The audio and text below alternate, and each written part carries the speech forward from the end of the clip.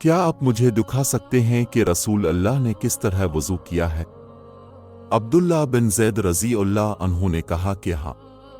پھر انہوں نے پانی کا برتن منگوایا، پہلے پانی اپنے ہاتھوں پر ڈالا اور 2 مرتبہ ہاتھ دھوئے، پھر 3 مرتبہ کلی کی، 3 بار ناک صاف کی، پھر 3 دفعہ اپنا چہرہ دھویا، پھر کوہنیوں تک اپنے دونوں ہاتھ 2 مرتبہ دھوئے، پھر اپنے دونوں ہاتھوں سے اپنے سر کا مسح کیا۔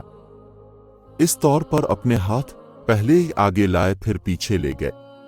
مسح سر کے ابتدائی حصے سے شروع کیا، پھر دونوں ہاتھ گدی تک لے جا کر وہیں واپس لائے جہاں سے مسح شروع کیا تھا، پھر اپنے پیر دھوئے۔ رسول اللہ کے وضو کے بارے میں پوچھا تو انہوں نے پانی کا تشت منگوایا اور ان پوچھنے والوں کے لیے رسول اللہ کا سا وضو کیا۔